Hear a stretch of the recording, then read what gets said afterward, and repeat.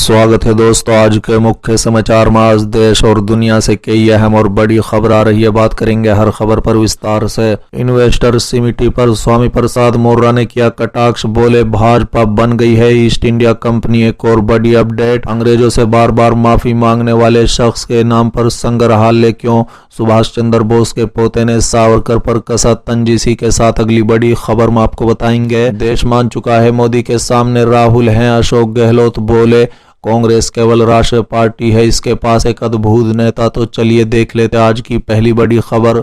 Investor समिति पर स्वामी प्रसाद मौर्य ने किया कटाक्ष, बोले भाजपा बन गई है ईस्ट इंडिया कंपनी। दरअसल दोस्तों, भाजपा ईस्ट इंडिया कंपनी बन गई है। जिस तरह अंग्रेज देश का खजाना लूट कर इंग्लैंड लेकर चले गए थे, आज उसी तरह भारत में चाहते उद्योगपतियों पर धन लुटाया जा रहा है। बता दें कि ये बातें समाजवादी पार्टी के नेता स्वामी प्रसाद मौर्य ने शनिवार को रात लखनऊ से वाराणसी जाते समय चांदपुर में पत्रकारों से बातचीत के दौरान कही। साथ ही उन्होंने इन्वेस्टर समिति पर कटाक्ष करते हुए कहा है कि सरकार ये सब अपनी विफलताओं पर पर्दा डालने के लिए कर रही है।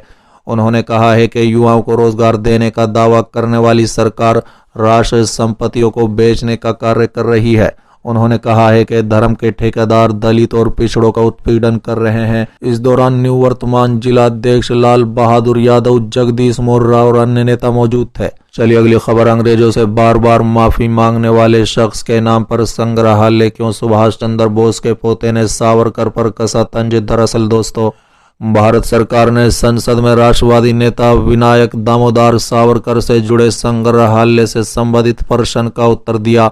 केंद्रीय मंत्री जी किशन रेड्डी ने इस बारे में लोकसभा में एक लिखित जवाब देते हुए 15 संग्रहालयों की सूची साझा की, जिसमें से एक भी सावरकर के नाम पर नहीं था। बता दें कि केंद्र में बीजेपी की सरकार द्वारा जानकारी देने के बाद नेताजी सुभाष चंद्र बोस के पुत्र कुमार बोस ने निशाना साधा है। बता दें, वीडी सावरकर के नाम पर देश में किसी संग्रहालय का नाम नहीं रखा गया है। इस पर चंद्र कुमार बोस ने सवाल किया कि क्या वो संग्रहालय किसी भी सम्मान के योग्य हैं।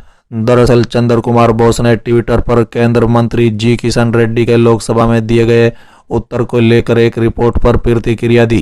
चंद्र कुमार बोस ने ट्वीट किया, ब्रिटिश साम्राज्यवादी सत्ता से बार बार रहम की गुहार लगाने वाले शख्स म्यूजियम या कोई सम्मान पाने का हकदार नहीं है। बता दें, समाचार चैनल इंडिया टुडे से बात करते हुए चंद्र कुमार बोस ने कहा है कि पहले वो सावरकर भी ब्रिटिश शासन से आज़ादी चाहते थे, लेकिन जेल में सजा होने के बाद वो बदल गए। एक बार रिहा होने के बाद उनका ध्यान हिंदुत्व, हिंदू राष्ट्र आदि जैसे मुद्दों पर केंद्रित हो गया था, लेकिन स्वतंत्रता संग्राम पर नहीं। बता दें कि लिखित जवाब में केंद्रीय मंत्री जी किशन रेड्डी सदन में एक सूची उपलब्ध कराई, जिसके मुताबिक देश में कोई संग्रहालय है जो स्वतंत्रता संग्राम, राष्ट्रीय आंदोलन और राष्ट्रीयता नेताओं से संबंध है, लेकिन इनमें से एक भी वीर सावरकर के समर्पित नहीं है। मंत्री रेड्डी ने देश भर के ऐसे 15 संग्रहालयों की सूची साझा की। बता दें कि मंत्री जी किशन रेड्डी की ओर से साझा की गई सूची में जिन 15 संग्रहालयों के नाम गिनाए गए हैं, उनमें दिल्ली के लाल किला स्थित म्यूजियम 1857 भारत का पहला स्वतंत्रता संग्राम है। चलिए अगली खबर। देश मान चुका है मोदी के सामने राहुल हैं। अशोक गहलोत बोले कांग्रेस केवल राष्ट्रीय पार्टी है, इसके पास एक अद्भुत नेता। दरअसल दोस्तों, राजस्थान के मुख्यमंत्री अशोक गहलोत ने एक बार फिर राहुल गांधी की तारीफ की।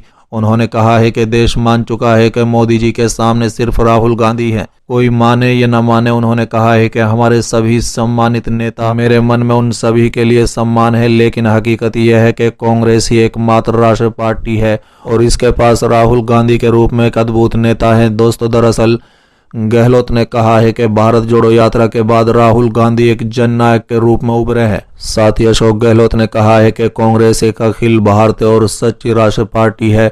यह हर गांव में है। भाजपा अब सत्ता में है, लेकिन एक समय था जब उसके पास संसद में केवल 2 सीटें थी, इसलिए सीटों की संख्या पर नहीं जाना चाहिए। जब जनता ठान लेती है तो कुछ भी हो सकता है। गहलोत ने कहा है कि मुद्दे सभी पार्टियों के लिए समान हैं। अडानी तो छोड़िए, अहिंसा, महंगाई, बेरोजगारी के मुद्दे हैं। प्रधानमंत्री बोलने में चतुर हैं, तो चतुराई कब तक चलेगी? साथ ही उन्होंने कहा है कि मुद्दा कोई भी हो, पूरा विपक्ष एकजुट है। आप जनता के मूड के बारे में कभी नहीं जान सकते। मैंने इसे इंदिरा गांधी के समय में देखा था, अटल बिहारी वाजपेयी के समय में भी India shining and feel good के बात होती थी किसी को विश्वास नहीं होता था कि वाजपेयी सरकार हार सकती है, लेकिन वो हार गए। देश इसका गवाह है। साथ ही गहलोत ने कहा है कि इस देश के लोगों का मजबूत सामान्य ज्ञान असाधारण है। वो अनपढ़ हो सकते हैं, लेकिन उनका सामान्य ज्ञान बेजोड़ है।